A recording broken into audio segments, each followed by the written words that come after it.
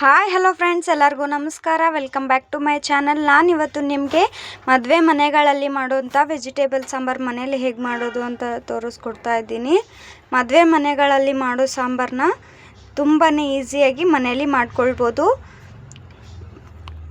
ಸಾಂಬಾರು ಮಾಡೋದಕ್ಕೆ ಫಸ್ಟ್ ನಾನು 1 ಕಪ್ಪು ಬೇಳೆನ ಒಂದು ಸರ್ತಿ ಚೆನ್ನಾಗಿ ತೊಳ್ಕೊಂಡು ಈ ಥರ ನೀರು ಹಾಕಿ ಮತ್ತು ಒಂದು ಸ್ವಲ್ಪ ಎಣ್ಣೆ ಹಾಕಿ ಬೇಯಿಸ್ಕೊಳ್ಳೋಕೆ ಇಟ್ಕೊಳ್ತಾ ಇದ್ದೀನಿ. ನೋಡಿ, ಇವಾಗ ಅರ್ಧ ಭಾಗ ಬೇಳೆ ಬೆಂದಿದೆ.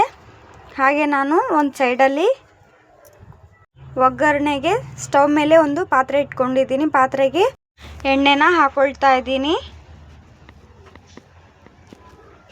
ಎಣ್ಣೆ ಹಾಕ್ಕೊಂಡು ಎಣ್ಣೆ ಕಾದ್ಮೇಲೆ ಸಾಸಿವೆ ಮತ್ತು ಜೀರಿಗೆನ ಹಾಕ್ಕೊಳ್ತಾ ಇದ್ದೀನಿ. ಸಾಸಿವೆ ಜೀರಿಗೆ ಚಟ್ಪಟ ಅಂತ ಸಿಡಿದ್ಮೇಲೆ ಬೆಳ್ಳುಳ್ಳಿ ಮತ್ತು ಬ್ಯಾಡಗಿ ಮೆಣಸಿನ್ಕಾಯಿ ಹಾಕ್ಕೊಳ್ತಾ ಇದ್ದೀನಿ. ಬ್ಯಾಡಗಿ ಮೆಣಸಿನ್ಕಾಯಿ ಬೆಳ್ಳುಳ್ಳಿ ಎರಡನ್ನೂ ಹಾಕ್ಕೊಂಡು ಚೆನ್ನಾಗಿ ಸ್ವಲ್ಪ ಫ್ರೈ ಮಾಡ್ಕೊಳ್ಬೇಕು.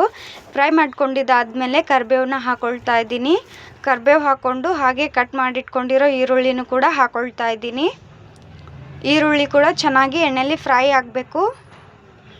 ನೋಡಿ, ಈರುಳ್ಳಿ ಫ್ರೈ ಆಗಿ ಕಲರ್ ಚೇಂಜ್ ಆಗಿದೆ. ಇವಾಗ ನಾನು ಕಟ್ ಮಾಡಿಟ್ಕೊಂಡಿರೋ ನುಗ್ಗೆಕಾಯಿನ ಹಾಕ್ಕೊಳ್ತಾ ಇದ್ದೀನಿ. ನುಗ್ಗೆಕಾಯಿನೂ ಕೂಡ ಚೆನ್ನಾಗಿ ಎಣ್ಣೆಯಲ್ಲಿ ಫ್ರೈ ಮಾಡ್ಕೊಳ್ಬೇಕು. ನೆಕ್ಸ್ಟ್ ನಾನು ಕಟ್ ಮಾಡಿಟ್ಕೊಂಡಿರೋ ಆಲೂಗಡ್ಡೆ, ಬೀನ್ಸು, ಮೂಲಂಗಿ, ಕ್ಯಾರೆಟು ಹಾಕ್ಕೊಳ್ತಾ ಇದ್ದೀನಿ. ನಿಮಗೆ ಮತ್ತೆ ಬೇಕಾಗಿರೋ ತರಕಾರಿಗಳನ್ನೂ ಕೂಡ ಹಾಕ್ಕೊಳ್ಬೋದು.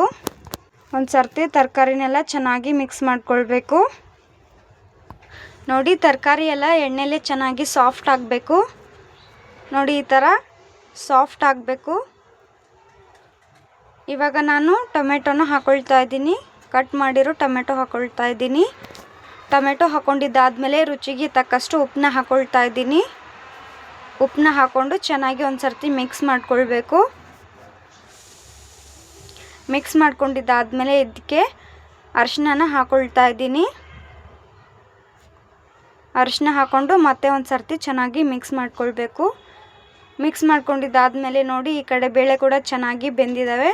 ಇವಾಗ ನಾನು ಚೆನ್ನಾಗಿ ಸ್ಮ್ಯಾಶ್ ಮಾಡ್ಕೊಳ್ತಾ ಇದ್ದೀನಿ. ಸ್ಮ್ಯಾಶ್ ಮಾಡ್ಕೊಂಡಿದ್ದಾದಮೇಲೆ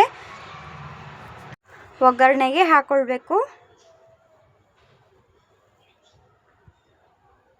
ನೋಡಿ, ಬೇಯಿಸಿಟ್ಕೊಂಡಿರೋ ಬೇಳೆನ ಒಗ್ಗರಣೆಗೆ ಹಾಕ್ಕೊಂಡಿದ್ದಾದಮೇಲೆ ಚೆನ್ನಾಗಿ ಒಂದು ಸರ್ತಿ ಮಿಕ್ಸ್ ಮಾಡ್ಕೊಳ್ಬೇಕು. ಹಾಗೆ ಒಂದು ಸ್ವಲ್ಪ ನೀರು ಹಾಕ್ಕೊಂಡಿದ್ದೀನಿ. ಇವಾಗ ನಾನು ನೆನೆಸಿಟ್ಕೊಂಡಿರೋ ಹುಣಸೆ ರಸನ ಹಾಕ್ಕೊಳ್ತಾ ಇದ್ದೀನಿ. ಹುಣಸೆ ರಸ ಹಾಕ್ಕೊಂಡು ನೋಡಿ, ನಿಮಗೆ ಬೇಕಾಗಿರೋ ತಿಕ್ನೆಸ್ನ ನೋಡಿಕೊಂಡು ನೀರನ್ನ ಹಾಕ್ಕೊಳ್ಬೋದು.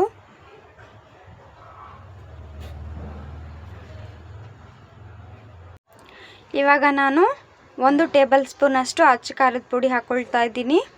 ಹಾಗೆ ಸಾಂಬಾರು ಪೌಡ್ರನ್ನು ಕೂಡ ಹಾಕ್ಕೊಳ್ತಾ ಇದ್ದೀನಿ. ಸಾಂಬಾರು ಪೌಡ್ರನ್ನ ಹಾಕ್ಕೊಂಡು ಚೆನ್ನಾಗಿ ಒಂದು ಸರ್ತಿ ಮಿಕ್ಸ್ ಮಾಡ್ಕೊಳ್ಬೇಕು. ಮಿಕ್ಸ್ ಮಾಡ್ಕೊಂಡಿದ್ದಾದಮೇಲೆ ನಾನು ಇನ್ನೊಂದು ಸ್ವಲ್ಪ ನೀರು ಹಾಕ್ಕೊಳ್ತಾ ಇದ್ದೀನಿ. ನಿಮಗೆ ನೋಡಿಬಿಟ್ಟು ನೀರನ್ನ ಹಾಕ್ಕೊಳ್ಳಿ. ನೋಡಿ, ಇವಾಗ ನೀರು ಹಾಕ್ಕೊಂಡು ಲಾಸ್ಟಿಗೆ ಒಂದು ಸ್ವಲ್ಪ ಕೊತ್ತಂಬರಿನ ಹಾಕ್ಕೊಳ್ತಾ ಇದ್ದೀನಿ. ಕೊತ್ತಂಬರಿ ಹಾಕ್ಕೊಂಡು ಒಂದು 4ರಿಂದ 5 ನಿಮಿಷ ಚೆನ್ನಾಗಿ ಬೇಯಿಸ್ಕೊಂಡ್ರೆ ಮದುವೆ ಮನೆಗಳಲ್ಲಿ ಮಾಡೋವಂಥ ವೆಜಿಟೇಬಲ್ ಸಾಂಬಾರು ರೆಡಿ ಆಗುತ್ತೆ. ನೋಡಿದ್ರಲ್ಲ, ಸಿಂಪಲ್ಲಾಗಿ ವೆಜಿಟೇಬಲ್ ಸಾಂಬಾರು ಮನೇಲಿ ಹೇಗೆ ಮಾಡೋದು ಅಂತ. ನನ್ನ ವಿಡಿಯೋ ಇಷ್ಟ ಆಗಿದ್ದರೆ ಲೈಕ್ ಮಾಡಿ, ಶೇರ್ ಮಾಡಿ, ನನ್ನ ಚಾನಲ್ಗೆ ಸಬ್ಸ್ಕ್ರೈಬ್ ಮಾಡಿ. Thank you for watching.